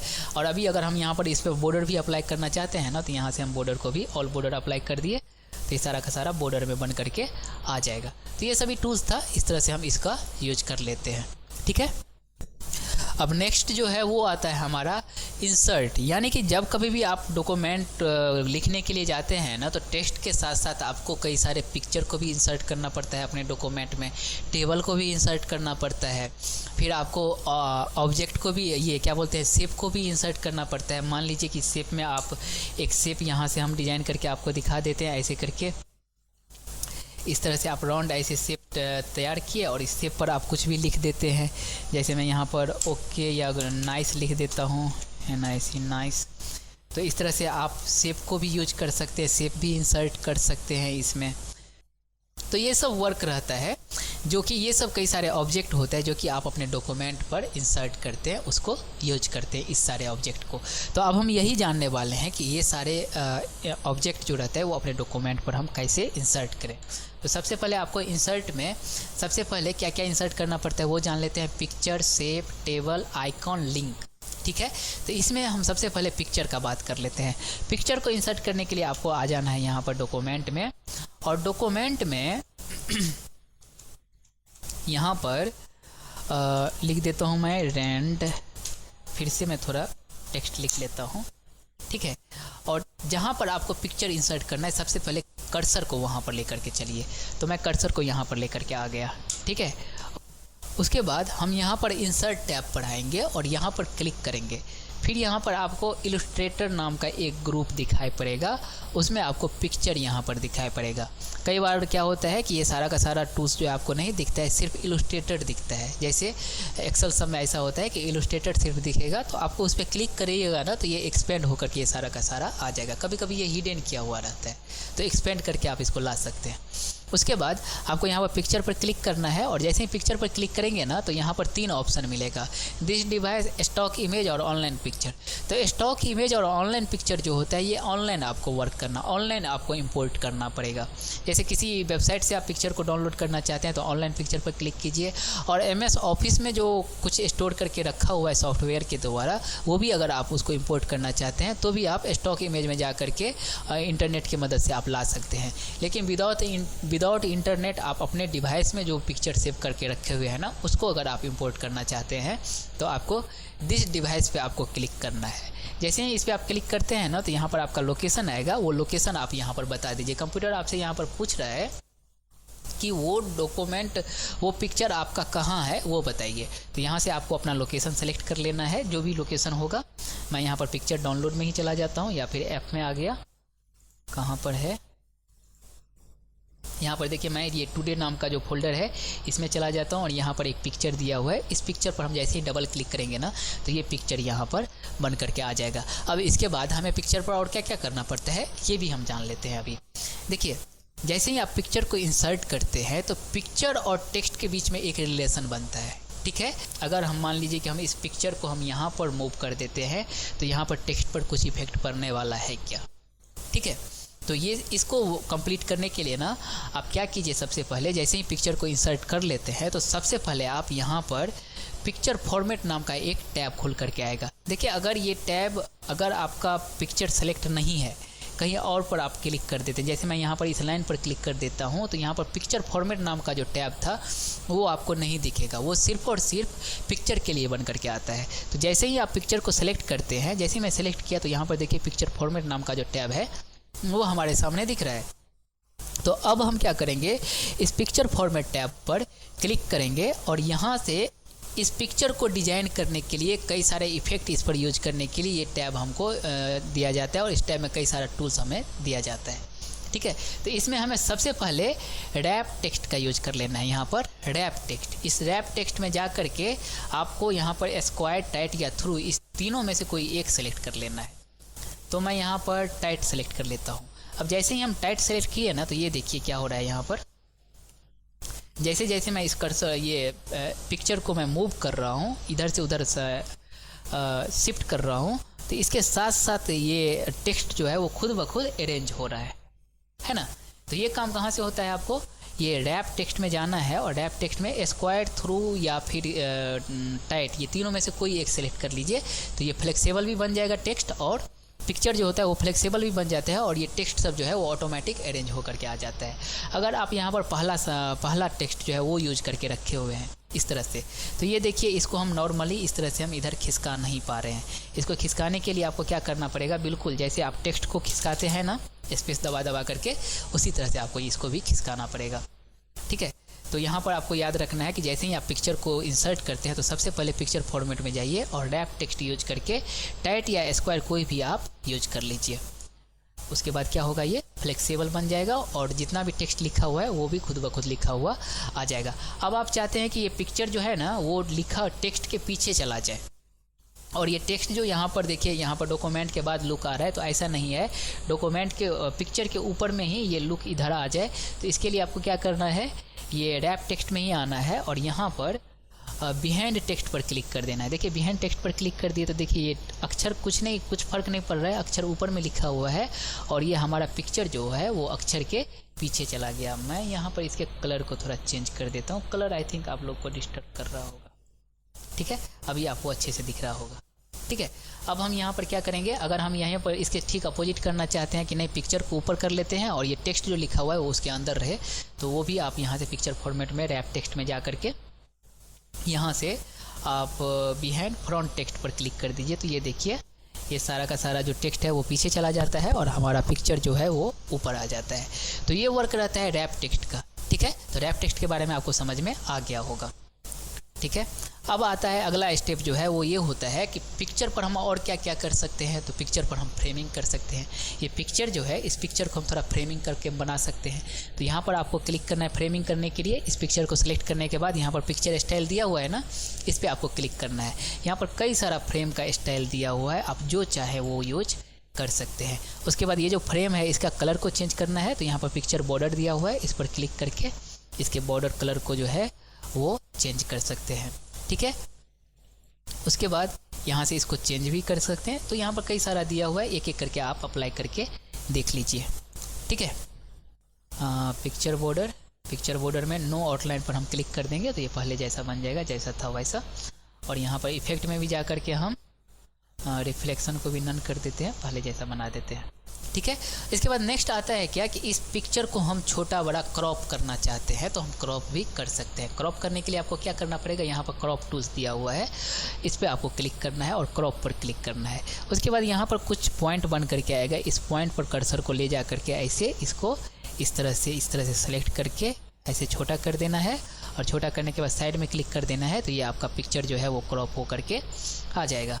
ठीक है। अब हम चाहते हैं कि इस पिक्चर को क्रॉप तो करें लेकिन हम किसी आकृति में क्रॉप करें, किसी शेप में क्रॉप करें। जैसे यहाँ पर हम इसको हार्ट के शेप में क्रॉप करना चाहते हैं तो इस पर क्लिक करेंगे और क्रॉप में आना है। और यहाँ पर दिया हुआ है क्रॉप टू शेप, इस क्रॉप टू शेप पर क्लिक करके यहाँ पर आपको हार्ट को सिलेक्ट कर लेना है। तो ये देखिए हार्ट के शेप में जो है ये क्रॉप हो करके आ जाएगा। ठीक है। तो यहाँ पर कई सारा और भी ऑप्शन दिया हुआ है, तो ये एक एक करके आप यूज करके देख सकते हैं। यहाँ पर हम स्टार का यूज करके देख लें तो ये स्टार में देखिए इस तरह से बन करके आ गया। ठीक है ना। अब इस पर जा कर के हम आउटलाइन यूज करेंगे तो ये कुछ और अच्छा दिखेगा। यहाँ पर जा कर के हम आउटलाइन यूज कर लिए तो ये देखिए कुछ इस तरह से और भी बेहतरीन दिख रहा है। तो इस तरह से हम पिक्चर का जो है ना, पिक्चर पर हम बॉर्डर को अप्लाई कर सकते हैं, पिक्चर को हम क्रॉप कर सकते हैं। अब पिक्चर के कलर को भी हम थोड़ा बहुत चेंज कर सकते हैं, बहुत ज़्यादा तो नहीं फोटोशॉप के ज़्यादा, लेकिन थोड़ा बहुत हम चेंज कर सकते हैं। ठीक है। ये देखिए पिक्चर का जो है वो ब्राइटनेस बढ़ गया, कम हो गया। फिर यहाँ से जा कर के कलर में जा कर के यहाँ पर इसके कलर को हम चेंज कर दिए, है ना। फिर हम पहले जैसा पिक्चर को बनाना चाहते हैं तो यहाँ पर रीसेट का दिया हुआ है, इस रीसेट पर क्लिक किए तो वो भी आ गया। यहाँ पर ट्रांसपेरेंसी है, ट्रांसपेरेंसी को भी हम कम ज़्यादा कर सकते हैं अपने वर्क के अकॉर्डिंग। ये धुंधला हो गया पिक्चर। ठीक है। फिर पहले जैसा बना दिए। तो ये सब वर्क जो रहता है वो पिक्चर के साथ आप कर सकते हैं। अब हम सबसे ज़्यादा इंपॉर्टेंट जो होता है पिक्चर का वो हम जान लेते हैं कि दो पिक्चर को बिल्कुल फ़ोटो के शॉप के जैसा हम मिक्स कैसे करें। यानी कि दो पिक्चर को हम मिक्स करके फोटोशॉप के जैसा एक पिक्चर हम कैसे बनाएं। तो यहाँ पर आपको सबसे पहले दो पिक्चर को लेके आ जाना है। तो एक पिक्चर तो मेरा पहले से यहाँ पर है, हम दूसरा पिक्चर भी लेकर के आ जाते हैं। इंसर्ट पर क्लिक करेंगे और यहाँ पर पिक्चर पर क्लिक करने के बाद यहाँ पर दिस डिवाइस में जाएंगे और हम चले जाएंगे यहाँ पर डाउनलोड में हमारा कुछ पिक्चर जो है वो डाउनलोड किया हुआ है। तो मैं यहाँ पर ये पिक्चर ले लेता हूँ। ठीक है। ये पिक्चर ठीक है। और अब मैं चाहता हूँ ये जो पैंडा है ना, ये पैंडा का फ़ोटो जो है ना वो इस पे आ जाए। तो इस पर तो हम रैप टेक्स्ट यूज कर लिए थे, इस पर भी हम रैप टेक्स्ट सबसे पहले यूज करके टाइट यूज कर लेते हैं।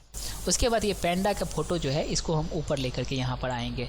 अभी ये पीछे चला गया है तो इसको क्या करना है, बाहर सामने लाना है। तो इसको तो सेलेक्ट रखना ही है। उसके बाद आपको यहाँ पर ब्रिंग फॉरवर्ड नाम का जो टूल्स है इस पर क्लिक करना है। तो यहाँ पर ब्रिंग टू फ्रंट आएगा, इस पर आपको क्लिक कर देना है। तो ये सबसे ऊपर ये पैंडा का जो फ़ोटो है वो आ गया। ठीक है। अब इस पैंडा के फ़ोटो को, ये जो बैकग्राउंड आ रहा है ना, इस बैकग्राउंड को हटा देना है आपको और ये पैंडा के फ़ोटो को जो है वो यहाँ पर फिट कर देना है। तो बैकग्राउंड को हटाने के लिए आपको यहाँ पर रिमूव बैकग्राउंड टूल्स का यूज करना पड़ेगा। तो इस फ़ोटो को सिलेक्ट करने के बाद इस पर क्लिक कीजिए। जैसे ही आप इस पर क्लिक करेंगे ना तो वो सभी एरिया आपका रिमूव हो जाएगा जो एरिया पिंक कलर में आपको यहाँ पर दिख रहा है। ठीक है। जैसे ही आप कीप चेंज पर क्लिक करोगे ना तो ये देखिए पिंक कलर का जो एरिया है वो सारा का सारा यहाँ से, जिसने पर पिंक कलर का एरिया अप्लाई हुआ था वो सारा का सारा जो है यहाँ से गायब हो चुका है। अब आपको यहाँ पर इसके दीवार पे चिपकाना है, इसको इस दीवार पर चिपका दीजिए। ऐसे करके इसके दीवार पर चिपका दीजिए। हो गया, बन गया। ठीक है। इसी तरह से एक और फ़ोटो को मैं और अच्छे से बना करके आपको दिखा देता हूँ। यहाँ पर हम दूसरा पेज पर आ जाएंगे और यहाँ पर एक पिक्चर हम इंसर्ट कर लेते हैं। डाउनलोड में जा कर के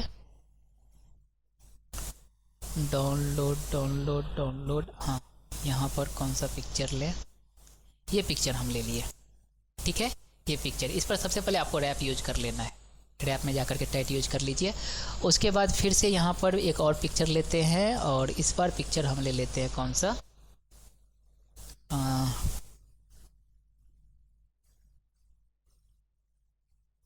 यही पिक्चर ले लेते हैं। ठीक है, और अभी क्या करेंगे, हम ये पिक्चर को उठा करके हम यहाँ पर रखने वाले हैं, यहाँ पर। ठीक है, तो इसके लिए इस पर फिर से हम सबसे पहले रैप टेक्स्ट का यूज कर लेंगे और टाइट। उसके बाद यहाँ पर रिमूव बैकग्राउंड पर क्लिक करेंगे। ठीक है, अब देखिए यहाँ पर कुछ एरिया जो है वो बाय डिफ़ॉल्ट पिंक कलर से रंगा हुआ तो आ गया, तो जो एरिया पिंक कलर से रंगा हुआ है वो तो रिमूव हो जाएगा, लेकिन हम चाहते हैं इस पर भी पिंक कलर आ जाए। तो इसके लिए आपको यहाँ पर मार्क एरिया टू रिमूव पे आपको क्लिक करना है। इस पर क्लिक कर दीजिए और ऐसे पेन आएगा बन करके, इस पेन को ऐसे करके आपको खींचना है, ऐसे नीचे की तरफ ऐसे लाइनिंग खींचते रहना है। तो ये सारा का सारा ये हटता हुआ चला जाएगा। ये देखिए सारा का सारा हट गया है यहाँ से। अब यहाँ पर इसको थोड़ा जूम आउट करके हम देख लेते हैं कि यहाँ पर देखिए इसका जो लिप है वो भी जा रहा है रिमूव बैकग्राउंड में। तो अभी हमें यहाँ से ये पिंक एरिया को हटाना है, तो यहाँ पर हम मार्क एरिया टू कीप पर क्लिक करेंगे और यहाँ पर एक एक बार क्लिक कर देंगे। ये हट गया, यहाँ पर एक बार क्लिक कर दिया, हट गया, यहाँ से भी हट गया पिंक कलर का एरिया, और इसके चोटी पर से भी हटा देते हैं। ओके, ठीक है, फिर यहाँ पर इसके स्टोमेज पे आ गया। ओके, यहाँ पर सब कुछ को हम हटा दिए। यहाँ पर पैर इसका जा रहा है, इस पैर को भी इस तरह से हटा दिया। ठीक है, अब जा कर के हम कीप चेंज पर क्लिक कर देते हैं। तो ये देखिए इसका जो फोटो है ना, ये रिमूव बैकग्राउंड जो है रिमूव हो चुका है। अब इस फोटो को हम छोटा कर लेंगे यहाँ से साइज को, और इसको यहाँ पर जा कर के आराम से बैठा दिए।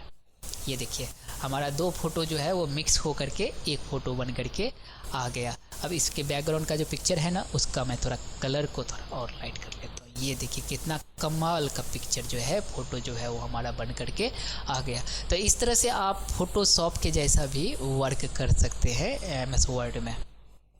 और अब अगर आप इसको और भी एडवांस में यूज करना चाहते हैं इस टूल सब को, तो आपको क्या करना है, यहाँ पर इस एरिया पर क्लिक करना है। इस एरिया पर क्लिक कीजिएगा तो यहाँ पर एक पॉपअप खुल करके आएगा। ठीक है, और यहाँ पर shadow, reflection, glow, soft edge, ये सब कुछ यहाँ पर दिख रहा है। इसके बारे में जान लीजिए। देखिए यहाँ पर शैडो दिया हुआ है ना, शैडो का मतलब होता है परछाई। तो अगर इसका परछाई आपको बनाना है तो इस शैडो पर आपको क्लिक करना है, और यहाँ से परछाई किस कलर का होगा वो कलर आप यहाँ से चूज कर लीजिए। ठीक है, उसके बाद परछाई का ट्रांसपेरेंसी कितना रहेगा वो भी आप यहाँ से चूज कर लीजिए। ट्रांसपेरेंसी नहीं रखना है तो यहाँ पर उसका साइज़ क्या होगा, उस साइज़ को भी आप यहाँ से देखिए, यहाँ पर परछाई बन रहा है, यहाँ पर इसका परछाई बन गया। उसके बाद इसका एंगल को अगर आप चेंज करना चाहते हैं तो इस एंगल को भी आप यहाँ से चेंज कर सकते हैं। डिस्टेंस को भी आप कम ज़्यादा कर सकते हैं। ठीक है, यहाँ से। ठीक है, फिर यहाँ पर कुछ प्रीसेट भी दिया रहेगा आपको। प्रीसेट में जैसे ये वाला सिलेक्ट कर लीजिए तो यहाँ पर देखिए नीचे में जो है ना परछाई बन रहा है, और ट्रांसपेरेंसी को हम थोड़ा कम कर देते हैं तो ये देखिए नीचे में इसका परछाई बन करके आ रहा है। तो इस तरह से आप ये सभी टूल्स को एक एक बार यूज करके देख लीजिए। उसके बाद आ जाता है यहाँ पर रिफ्लेक्शन अभी मैं आपको बता ही दिया था, और यहाँ पर भी देख लीजिए। यहाँ पर अगर आप चाहते हैं कि ये रिफ्लेक्शन को हम थोड़ा और नज़दीक करें तो इसके लिए आपको क्या करना है, यहाँ पर इसके साइज़ को भी थोड़ा कम ज़्यादा कर सकते हैं। फिर यहाँ पर डिस्टेंस जो है उस डिस्टेंस को भी आप कम ज़्यादा कर सकते हैं। इससे रिफ्लेक्शन का डिस्टेंस जो है वो कम ज़्यादा हो जाएगा। इसके एंगल दिया हुआ है, एंगल नहीं दिया हुआ है। ठीक है, इस तरह से आप रिफ्लेक्शन को भी यूज कर सकते हैं। अब यहाँ पर चाहते हैं कि रेड कलर से इसका फ़ोटो जो है वो ग्लो करे, तो यहाँ पर क्लिक करना है आप। और ग्लो का मतलब क्या होता है कि ये फ़ोटो जो है वो चारों साइड से शाइनिंग करेगा। तो यहाँ पर शाइनिंग का जो कलर होगा वो कलर हम यहाँ पर रेड ले लेते हैं। देखिए यहाँ पर शाइनिंग आ गया। इस शाइनिंग कलर को जो है वो कम ज़्यादा करना है तो आप यहाँ से कम ज़्यादा कर सकते हैं। ठीक है, फिर इसके ट्रांसपेरेंसी को भी कम ज़्यादा कर सकते हैं। फिर जैसे यहाँ पर हम येलो ले लिए और इसके साइज को हम इंक्रीज कर दिए। ठीक है, इसके साइज को भी हम इस तरह से इंक्रीज करके यहाँ पर ट्रांसपेरेंसी को कम ज़्यादा करके हम ऐसे बना देते हैं। तो इस तरह का इफेक्ट यूज करके आप अच्छे से अच्छे फ़ोटो को डिजाइन कर सकते हैं। अभी हम यहाँ पर नहीं बताने वाले क्योंकि बहुत ज़्यादा टाइम चला जाएगा। हम किसी और वीडियो में और अच्छे से सेपरेट इसका जो वीडियो बनाएंगे ना, उसमें हम आपको ये कवर कर देंगे। ठीक है, उसके बाद आता है यहाँ पर सॉफ्ट एज। सबसे पहले तो मैं सॉफ्ट एज यूज करने से पहले मैं इस सभी को हटा देता हूँ। रिफ्लेक्शन हो गया, शैडो हो गया, ये सभी को मैं हटा देता हूँ। यहाँ से हटाने के लिए आपको यहाँ पर नो शैडो पर क्लिक करना है, नो रिफ्लेक्शन पर क्लिक करना है, सारा का सारा हट जाएगा।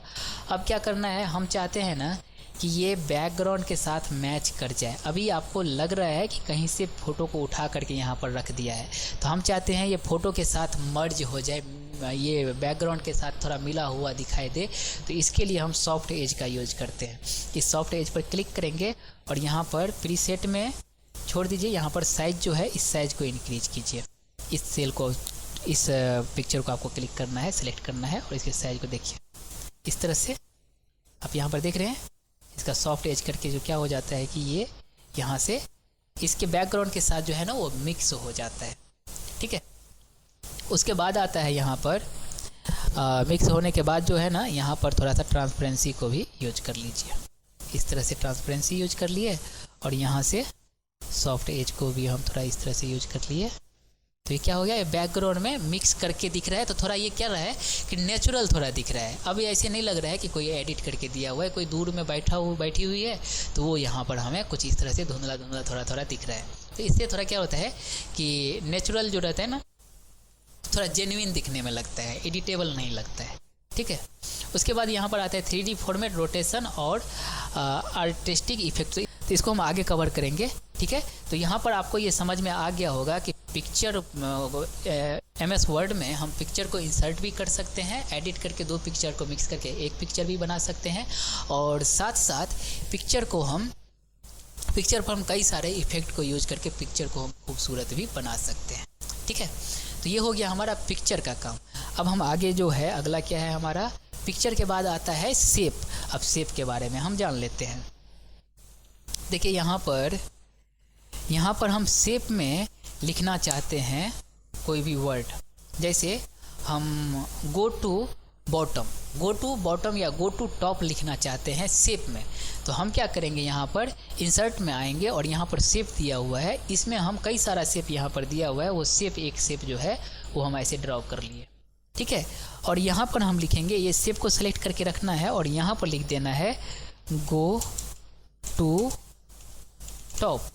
ठीक है, और इसको सेलेक्ट करके इसके साइज को हम इंक्रीज और डिक्रीज यहाँ से कर लिए। फॉन्ट को चेंज करना रहेगा, बोल्ड करना रहेगा, कलर चेंज करना रहेगा, वो सब हम चेंज करके इस तरह से लिख देते हैं। अब यहाँ पर आ जाता है क्या कि इस टेक्स्ट को भी हम अलग तरीके से डिज़ाइन कर सकते हैं, और ये जो शेप है इस शेप को भी हम अलग तरीके से डिज़ाइन कर सकते हैं, अलग अलग तरीके से। तो सबसे पहले हम शेप को डिज़ाइन करना सीख लेते हैं। तो इसके लिए मैं आपको एक नया पेज पर लेकर के चलता हूँ और यहाँ पर मैं आपको बताता हूँ। ठीक है, और यहाँ पर एक शेप मैं ड्रॉ करता हूँ। ये शेप मैं ड्रॉ कर लिया।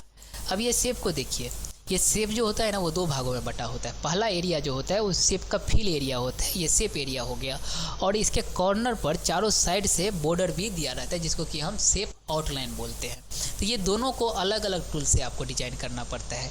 एक हो गया अंदर का एरिया, एक हो गया ये आउटलाइन। तो यहाँ पर देखिए ये शेप फिल जो है ना, इस शेप फिल से आप इस अंदर के कलर को और डिजाइन को आप चेंज कर सकते हैं। यहाँ पर हम क्लिक करेंगे और यहाँ पर कई सारा कलर दिया हुआ है, एक कलर हम यूज कर लिए। उसके बाद यहाँ पर आउटलाइन दिया हुआ है, तो आउटलाइन पर भी जा कर के हम इसके कलर को हम ऐसे चेंज कर लेंगे। आउटलाइन के साइज़ को थोड़ा कम या ज़्यादा करना है तो वो भी हम यहीं से कम ज़्यादा करके इस तरह से शेप को हम डिज़ाइन कर लेते हैं। हमारा जो इस वीडियो का दूसरा पार्ट रहेगा वो उसमें हम आपको शेप को एक बेहतरीन ढंग से किस तरह से हम डिज़ाइन करते हैं, एक अच्छे से ग्राफिक डिज़ाइन हम किस तरह से करते हैं, ये हम बड़े ही अच्छे से आपको समझाने वाले हैं अगले वीडियो में। तो इस चैनल को आपको लोग सब्सक्राइब जरूर कर लीजिए, क्योंकि हम जो अगला वीडियो अपलोड करेंगे वो आपको पता चल जाएगा। ठीक है, तो वीडियो देखने के लिए धन्यवाद। मिलते हैं नेक्स्ट वीडियो में।